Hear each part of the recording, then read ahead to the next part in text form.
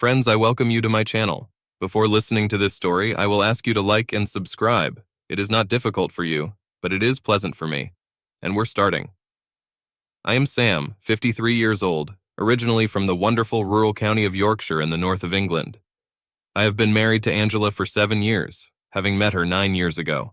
I was widowed after the sad death of my first wife, Amanda, for me, Mandy. She succumbed to cancer at the age of just 42, leaving me and our 4-year-old daughter Jessica completely devastated. After Mandy's death, I was broken, but I fulfilled the promise I made at my bedside to continue living, not to grieve forever, and make Jessica's childhood as happy as possible. 2 years after Mandy's death, I met Angela. We met at the launch of a new wine bar and bistro in York. I went there with friends, and she led the public relations team, providing a lot of meetings, greetings, and flirting, especially with me. She was divorced, and quite unexpectedly, her husband, with whom she had lived for more than 20 years, cheated on her. She was deeply hurt that she was abandoned for another woman, and she still had bitterness towards any man who was caught cheating. Actors, athletes, politicians, she scolded them all. It seemed strange to me that any man could cheat on her, because she was a very attractive, elegant lady who knew how to dress and was proud of herself. I was against cheating too. I worked as a police officer for 30 years and witnessed how too many of my colleagues took risks and then lost their happy lifestyle for the sake of a casual affair. Why they thought the grass would be greener on the other side of the fence was a complete mystery to me. Their stories were always the same. They met their real soulmate, abandoned their wife and children, received a financial blow in the subsequent divorce, and then regretted that they had left it all. I had little sympathy for them when they wanted to share their grief with me. I was not with my first wife against my will. Cancer took her away from me. They made a conscious decision to give up what they had, and now they are unhappy. My suffering was imposed, and I resented it. I never stopped thinking about Mandy, even after I met Angela. I felt sad from time to time when Jessica asked about my mom, but Angela was very kind to her, and they became close. I loved being our little community, but Angela always felt like she was being compared. Maybe subconsciously I was comparing, but I never said anything. In my experience, women have a sixth sense about this, and I have to admit that Mandy was my real one, but I love them both, albeit in slightly different ways. Note that I say love, not loved, because I will always love the memories of Mandy and love Angela very much. I retired as an officer at the age of 49, and at first did not do any paid work for a while, doing homemade crafts, traveling, playing golf, and cycling, and then decided that I had enough free time and needed to find a job. I tried several options, but eventually returned to the police, this time as a civilian. It was around this time that I began to notice some changes in myself, both physical and emotional. Physically, I didn't feel well. I lacked energy, and from a passionate lover, I turned into a bored, not today. I had no libido at all, and I had no idea why everything had changed. Maybe it's a sudden change in lifestyle after retirement. Whatever it was, it upset Angela and me. One day, out of the blue, Angela asked me, "Are you seeing someone else?" "What?" I replied. "What makes you think that?" "Because you don't show any interest in me," she said decisively, "and we haven't made love since you retired." I was completely stunned, but she's right. We hadn't been intimate for months, and as usual, I put problems aside when I couldn't handle them. I hugged her and burst into tears before quickly assuring her that I hadn't cheated on her. Then I sat her down and listed everything that bothered me. Lack of libido is one thing, but I also felt like I was losing strength in my legs and stumbling too often. There were times when I just went to the store like I was drunk. My legs just didn't do what my brain asked them to do. We hugged again and agreed that we needed medical intervention. An appointment was made with neurologist Dr. Brown, who carefully checked coordination, reflexes, and balance, after which he leaned back in his chair, took off his glasses, and asked what we thought might be the problem. Angela quickly said that we hadn't thought that far ahead, but I had already consulted with Dr. Google and came out with the following. I think I probably have either MS, multiple sclerosis, or even worse, MND, motor neuron disease. I knew that the outcome would be bad anyway, but I almost hoped that I had MS, since I understood the enormity and inevitability of MND. Dr. Brown was great. He smiled and looked at me comfortingly. "There's something in it, but it's neither one nor the other, and I'm sure there's a problem in your spine causing nerve problems. I covered my face with my hands and burst into tears, just having time to thank him. "Let's do an MRI scan and decide how we're going to treat you," he said. I felt a great relief, and when I was eventually diagnosed with an arterial anomaly that puts pressure on nerves in the spinal cord, the necessary surgery was already scheduled. 3 weeks later, the operation was performed, and a week later I was at home, experiencing severe pain and discomfort, but glad that I had met Dr. Brown. If I hadn't asked for help, it turned out that after 6 months I would have been stricken with paralysis of the lower extremities. The recovery was very difficult and took a lot of effort from all of us. But over time, gradually gaining strength and taking my time, I felt much better. I was told that the surgery was successful, but it could not fix all the damage already done to my nerves, so I will have to accept that I will not be able to run or ride a bike as fast as before. I was just glad that I didn't use a wheelchair, and I was determined to become as close to my old self as possible. Another thing that has been fixed is my libido. Some blood tests have shown that the pituitary gland is not functioning, so my body is not producing testosterone as it should. This is easily corrected with injections every 10 weeks, and here is the result. Now life could return to normal, or so I thought. I talked to Angela and said that I feel like a man again and I want us to try to get our spark back. She looked slightly worried and said that she herself had not had any desires for some time. She said that the menopause had taken its toll, and that she no longer felt beautiful. I assured her that I found her very beautiful, but said that I understood and was glad that she needed to adapt to life after menopause, but that we could seek help from her doctor. We agreed to give her time and see how things go. Over time, I found that I wanted her more and more. I remembered how we had enjoyed love not so long ago, and I found it increasingly attractive. I remembered our first night together, when she was shocked by my ability to make love. "Oh my God," she exclaimed after I went down on her, licking her clitoris and lips for what seemed to her like several hours, but probably about 20 minutes, during which she climaxed twice. For our first romantic night together, we decided to stay in a luxury hotel, and the 4-poster bed was especially luxurious. Lying on the huge bed, she was still in her little black dress, which I had pulled up to her waist so that I could see her magnificent bump. I just looked into her eyes and helped her get to her feet. "My God, Sam, this is amazing. I've never had a lover like you before." "Thanks." Then she began to cry. I didn't know if it was from the fact that she realized what she had missed or from delight, but it didn't matter. I wasn't done yet. "Don't thank me, Angela, and anyway, we're not done yet." She gave me a very brief, slightly shocked look, which was quickly replaced by an impudent and not very innocent smile. She clearly sensed the inevitable and turned her head towards me. "Come on, Sam, please," she begged. I gladly agreed, and I must say that it was probably one of the 5 best finals in my life. Everything was so strong that I had to put my arm around her waist again to stay on my feet. That first time we made love still lingers in my memory and makes me blush when I think about it. But that was almost 7 years ago, and it seemed like we were a long way from where we were now. Our life was fantastic until my spinal anomaly and pituitary insufficiency got the better of me. It used to happen that she was waiting for me when I finished a late shift in the most beautiful underwear from Victoria's Secret or Ann Summers. When I returned home, she practically attacked me. "Now, Sam," she urged, "there is no time for dinner. Today you will eat me as a dessert."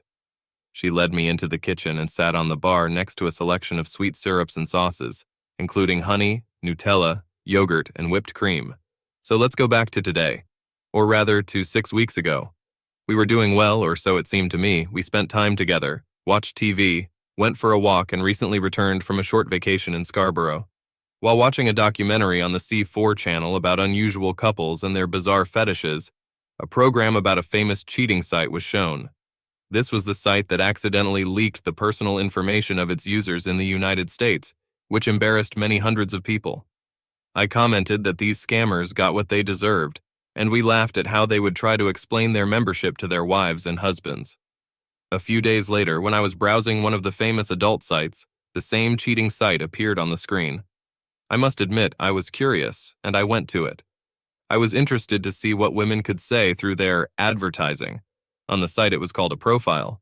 So I created a completely fake account. It was initially free, but if I wanted to send messages, I would have to buy some very expensive tokens. I wasn't going to do anything, so I skipped this part. However, now I had access to profiles and blurry photos of a wide variety of women, and some of what I wrote was quite explicit. Others were housewives who got bored and were looking for excitement, and some were just singles looking for partners. I was wondering why a single woman chooses this particular site, and not Tinder, POF, or any other of the usual online dating sites. Another thing I found was that while men were required to pay for full membership, women could join for free. It's a little unfair in our time of equality, I thought. I created an account for Ben, 45 years old. Okay, I've dropped a few years. Married but bored and willing to meet regularly for the sake of bed. I was happy to travel, but I only wanted entertainment without obligations, as I did not want to risk my marriage. It was a pretty vanilla description, but I only specified the main points, as I did not expect and did not want any messages. I looked at all the profiles. There were hundreds of them, so I narrowed the search to women within a 50-mile radius of me. I used Leeds as my city, since it was only 20 miles away from me. I also specified an age range from 40 to 60 years old to see how many there would be. There were 35 potential cheaters in a fairly small radius. I was surprised, but I found it interesting. I've read them all. Of particular interest was the dogging wife from Leeds. Her profile was as follows. Hi, I love making love, that's all. No description of herself, no mention of hobbies, no age of the men she wanted. I was very amused by the self-confidence and courage of the dogging wife of 60 years. Of course, no man would agree to something so explicit, I thought. And what kind of women come here? But some of the commercials depicted much more normal people. Many women actually praised their husbands and made it clear that they would not do anything that could jeopardize their marriage or lifestyle. I even felt sorry for these women because they all said the same thing. They lacked intimacy and the feeling that they were desired or desired. I sympathized with them because I knew what it was like to love someone, but at the same time suffer from a lack of intimacy. In fact, like me, they were married for love, but they lacked love. I couldn't justify their desire to cheat, but I also understood their pain and frustration. Flipping through the pages, I came across lonely Christina, 55 years old. She was from York and loved her husband, but she was no longer in love with him. She enjoyed his company, but loved him more as a brother than as a lover, and wanted someone to ignite her passion. Two aspects immediately attracted me to this profile. Firstly, she is from York, because our village is located on the outskirts of this city. The second one is her name, since Christina is Angela's middle name. It's probably a coincidence, I thought, or rather hoped. Then something else struck me. Why did this site appear when I was watching an adult site? I'm not a computer expert, but I know that some sites track IP addresses. Maybe it appeared because someone was watching it from our IP address. Now my brain added 2 plus 2 and it turned out to be 5. At first, I didn't do anything.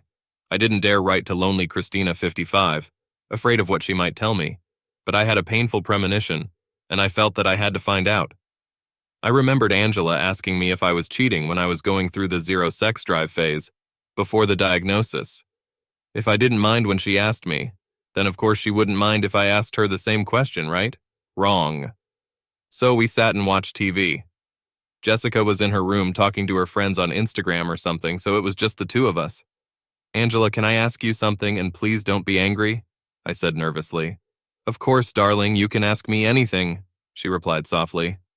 This evening I felt that you had something on your mind, and I immediately asked, are you cheating on me or will you ever cheat on me? Her response was quick and measured. Damn it, Sam, where the hell did you get this from? It's just that you haven't been interested in me lately. Do you still find me attractive? I asked. The slight pause before answering made me fear the worst, but then she said, of course I do. You're still a very handsome man. Unfortunately, this was followed by a statement that every man is afraid of in such a situation. It's not about you, it's about me. We hugged and she said I had nothing to worry about. She's going to see the doctor we talked about earlier, and I'm sure there's something that can help rekindle the fire of her passion. She offered to go to bed and we went. When we lay down, we took our usual position. I hugged her, wrapping my arms around her breasts, lightly stroking but not caressing. After about 5 minutes, she turned her head slightly and whispered to me to lie on my back. The feeling was amazing. I like doing this for you. The feeling was really amazing and I didn't protest. Oh, damn it, Angela. What do you think, Sam? She asked, already knowing the answer. I hope you enjoyed it as much as I did. What could I say except, damn, Angela, it was amazing. But why the sudden change? You've never done this before. She just kissed me on the cheek and said goodnight, and that was the end of it. No explanation. Nevertheless, I slept well. The next morning passed as if nothing had happened, and there was no talk about my amazing oral pleasure for the night. Angela went to work, and I played a round of golf on Thursday morning with some guys I know from the club. When I got home, I felt very excited. I logged onto the iPad, turned on private browsing, and went to the cheating site. To my surprise, there was a small pink dot indicating that I had received a message.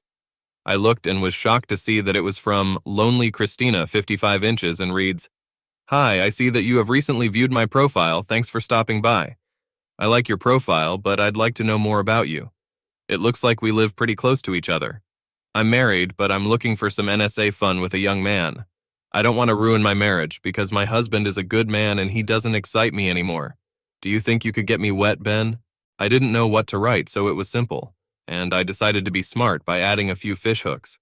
Since she texted me, I could reply without spending money, so I wrote, "Hello, Lonely Christina 55. Thank you for writing to me. I'm sorry to hear that your husband doesn't do this for you. Is he much older than you? I am a retired police officer. What do you do for a living? Yes, I will gladly make you wet." And with the push of a button, the message was gone. I didn't get an answer right away, but it was only the beginning of the day, and I assumed that most people were busy during the day. Angela came home as usual and greeted me as usual with a peck on the cheek. I said I had made a casserole for tea, and did she want it now or later? She said later because she needed to do some work on her laptop and also wanted to take a shower before we sat down at the table. The evening passed completely without incident. Before going to bed, Jessica sat with us for a while, and we also went to bed at our usual time. There were no repetitions today, just hugs and sleep. Angela left for work as usual, so I immediately logged onto the iPad. Of course, Lonely Christina 55 inches replied, "That's too bad, Ben. My husband is a former police officer and I can't risk meeting someone he might know. If proof were needed, I would think that this is exactly it. Think outside the box, Sam." Then it dawned on me. Hello, Lonely Christina 55. Yes, it's a pity, but I was a police officer. I've worked my entire career in South London, so I don't think I've ever worked with your husband. Do you have any photos that you can share? Ben. The next day, she replied, "Ben, that's great, and no, my husband couldn't have known you at work. I would not like to say what field I work in. I hope you will understand me. I have some photos, but I will only let you see them if I can see yours.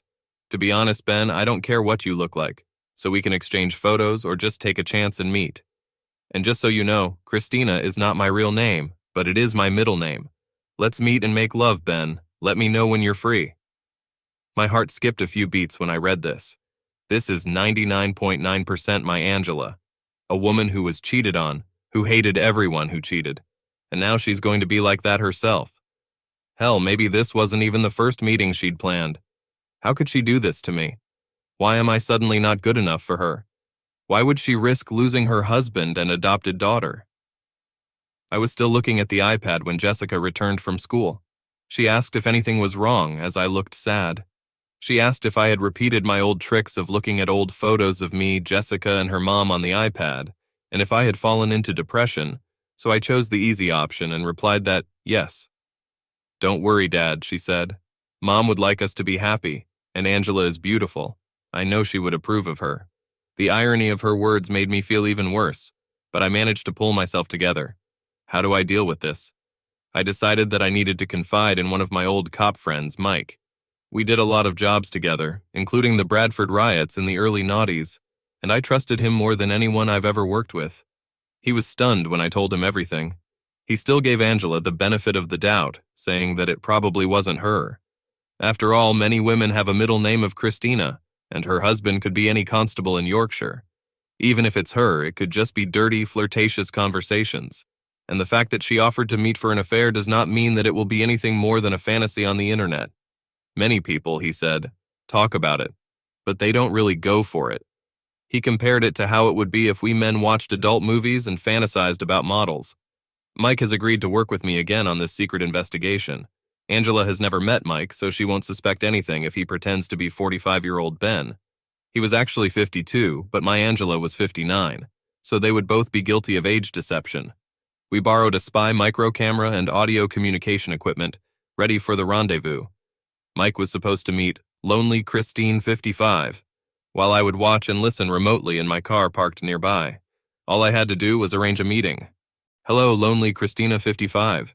Yes, let's meet. I have a room booked at a Travelodge on the A64 outside York for this Friday. I'll see you at 10 in the morning if you make it. I knew that she would be able to come since every other Friday she has a day off. Of course, the answer came. I'll see you there. I'll be wearing a long gray coat and carrying a brown mulberry handbag. I'll see you at the front desk at 10. I'm not going there alone. It's too embarrassing. How do I recognize you? I immediately replied, dark hair, 6 feet tall, black leather biker jacket and jeans. I'll get the condoms. And by pressing the send button, the trap was set. For the next 2 days, I was nervous to the point that I felt constantly ill. Angela was behaving normally, but she knew something was wrong with me. She kept asking me what happened, if she had done something that upset me, if it was something with Jessica. I didn't think much of it, but I was seething inside all the time. I was afraid of Friday, as a convict is afraid of the day of execution. On Thursday night, I couldn't sleep and watched in horror as Angela left on Friday morning for her betrayal.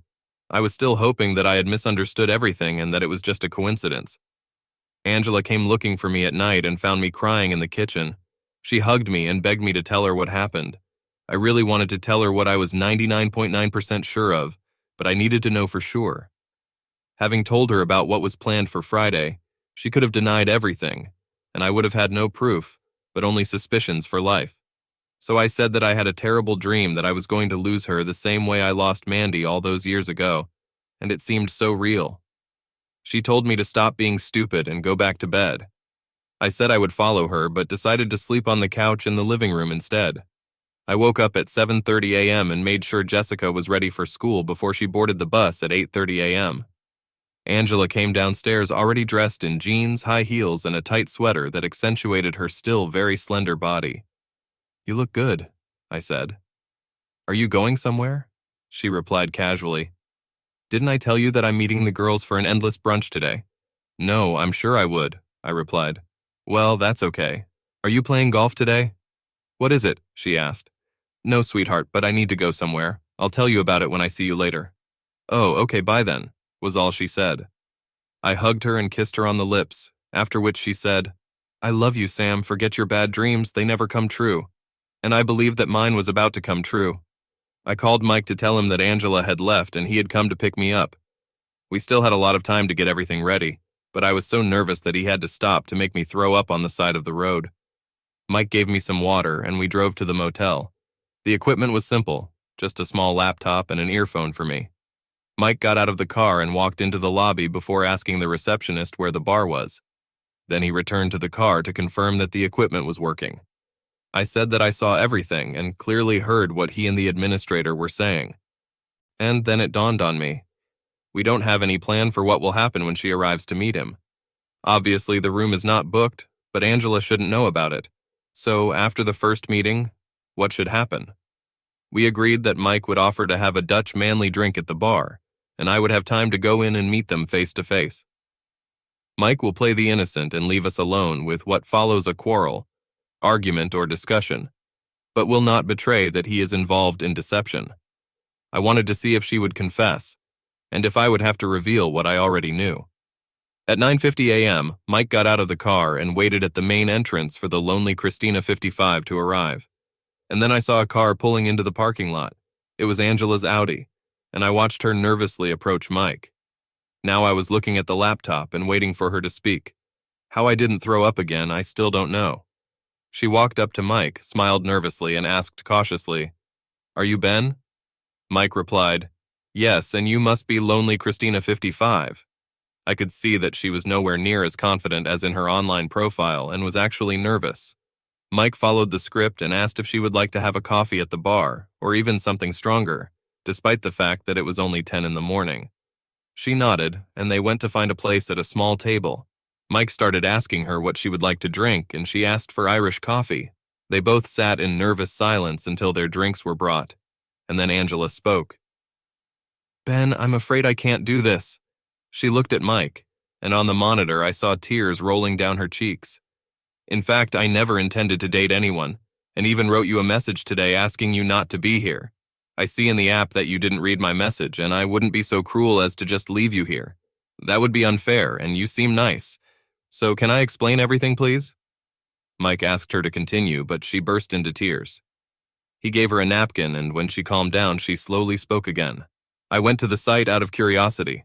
I was wondering how the man would react, but I was never going to finish the job." "I see," Mike said. "Well, what about the room that I booked and paid for?" "Oh, Ben, I'm so sorry. Let me give you the money. I don't want you to pay the bill because of my stupidity," she almost begged. I felt like Mike was playing with her and using his long-standing interviewing skills to get as much out of her as possible. "So, what about the husband you love but no longer lust after?" "What is it?" he asked, looking her straight in the eye. "I love him very much, and now he is as handsome as the day I met him.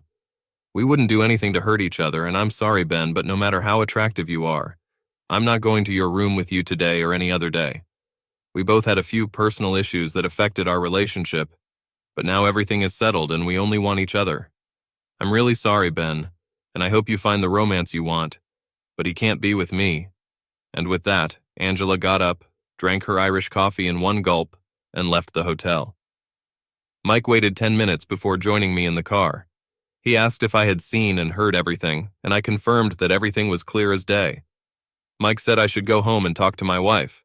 I was still stunned, but I was just as relieved as I was during my first conversation with Dr. Brown, so I just nodded, unable to speak.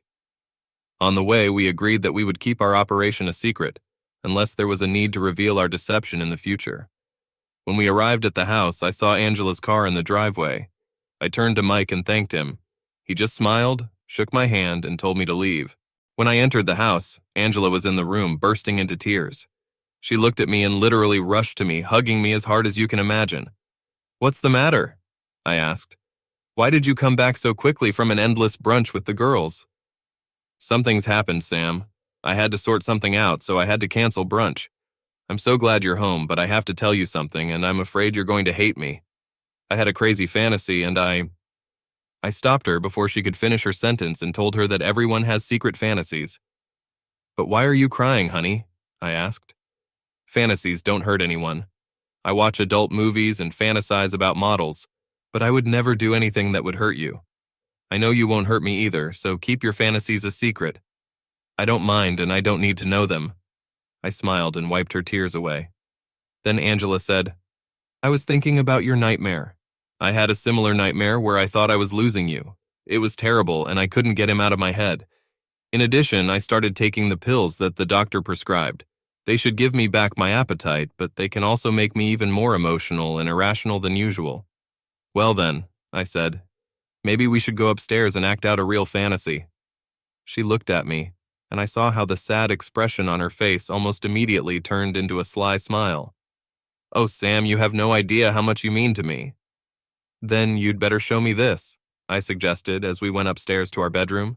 She looked straight at me, tilted her head slightly, and put her finger to her lips, like a puzzled mathematician pondering a quadratic equation. "Wait here, Sam. Turn on the music and give me 5 minutes. I need to change." And with that, she went into our bathroom. I turned on the music as she asked and sat on the bed, waiting for Angela to return. She looked absolutely amazing when she came out of the bathroom. "Wow, that's right." That's all I could say. "Oh, and one more thing. I hope I'm not shocking you." Angela was carrying a small zippered bag and a white towel, which she carefully placed on the edge of the bed, then took a pillow and placed it on the floor in front of her. She called me to her, and I knelt down in front of her while she unzipped a small bag, which, as I now saw, contained her shaving supplies. Foam, scissors, and a pink razor lay on a towel next to her. "Be a sweetheart and bring a small bowl of warm water, please," she said with a seductive twinkle in her eyes. "I will prepare for you." When I returned with the basin, her bush was already smeared with cream, and she was holding a razor in her hand. She gave me a mischievous smile and asked, "Would you do me the honor, dear?" I didn't need an additional invitation. We made love as if we were in a brand new relationship. After that, we just hugged each other for at least an hour until we heard Jessica come in through the front door after school. I shouted that we were both upstairs, and Jessica just laughed and shouted that we should not stop because of her, but also not make any noise, since she had homework. She is a very cheeky, and smart girl, just like her mom. We never talked about that meeting between lonely Christina 55 inches and Ben. Angela never found out that Ben was actually Mike, and her profile disappeared from the cheating site within a few hours. 6 or so weeks later, we are working on our relationship, and I am very happy to report that Angela's pills are certainly having the desired effect. The only thing I want now is for our secret fantasies to remain fantasies. As for our joint fantasies, let them be.